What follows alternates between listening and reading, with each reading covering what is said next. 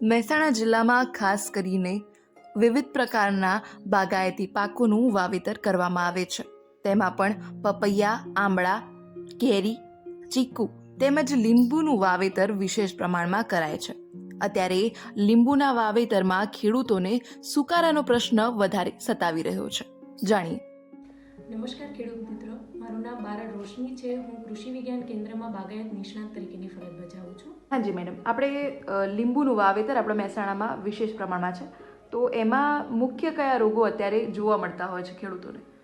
અત્યારે આપણે લીંબુના વાવેતરમાં છે, એક તો સુકારો મેઇન આવે છે, બીજું એ છે કે બળિયા ટપકાનો રોગ જોવા મળતો હોય છે, અને ત્રીજું છે ગુંદરીઓ છે. તો આ રોગોને જો શરૂઆતથી જ ખેડૂતો ઓળખી જતા હોય તો આપણે લીંબુનું વાવેતર સારી રીતે લઈ શકીએ છીએ.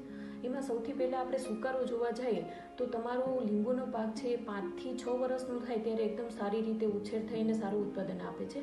પછી એની શરૂઆતની ટોચની ડાળીઓ છે એ સુકાવા માંડે છે, અને એની શરૂઆત થતાં પછી એ નીચેની તરફની ડાળીઓ પણ સુકાવા માંડે છે. એટલે ઘણીવાર ખેડૂતોને લીંબુનો જે પાક ઝાડ હોય છે એ એક બાજુનું સુકાયેલું લાગે છે અને બીજી બાજુ હોય છે એકદમ તંદુરસ્ત લાગતું હોય છે.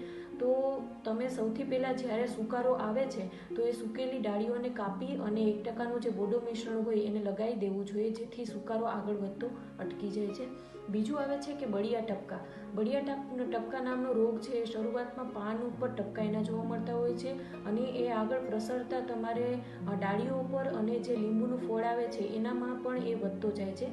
જ્યારે લીંબુના ફળમાં આ રોગ જોવા મળે તો એકદમ ટપકા, ઉપસેલા ટપકા જોવા મળે છે, અને એ રોગ પ્રસરતા ટપકાનું જે કદ હોય એ વધતું જતું હોય છે, જેના કારણે શું થાય કે પાન સુકાવા માંડે છે અને પાનનો વિકાસ અટકી જાય, જેથી ફળનું જે ઉત્પાદન હોય એ ઘટી જતું હોય છે. કેમ કે પાન ખરી જાય તો પ્રકાશ સંશ્લેષણની ક્રિયા થતી નથી, જેથી એમાં ફળ બેસતા નથી. હવે આપણે સૌથી પહેલાં લીંબુના બગીચામાં સ્વચ્છતા જાળવવી જોઈએ, એટલે નીંદણો હોય એનો નાશ કરી દેવો જોઈએ, અને જે શરૂઆતની 2 ફૂટ સુધીનો વિસ્તાર છે તમારે એકદમ ચોખ્ખો રાખવો જોઈએ.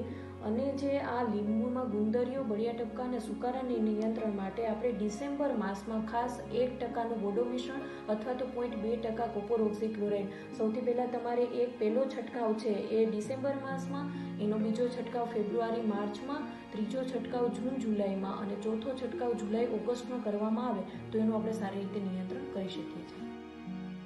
મહેસાણાના ઉદલપુર, આખજ તેમજ લાંઘણજ અને ખેરવા ગામે લીંબુનું વાવેતર વિશેષ પ્રમાણમાં થાય છે, પરંતુ છેલ્લા ઘણા સમયથી સુકારાના પ્રશ્નના કારણે લીંબુના ઉત્પાદનમાં નોંધપાત્ર ઘટાડો થયો છે અને ખેડૂતોને નુકસાની વેઠવાનો વારો આવ્યો છે.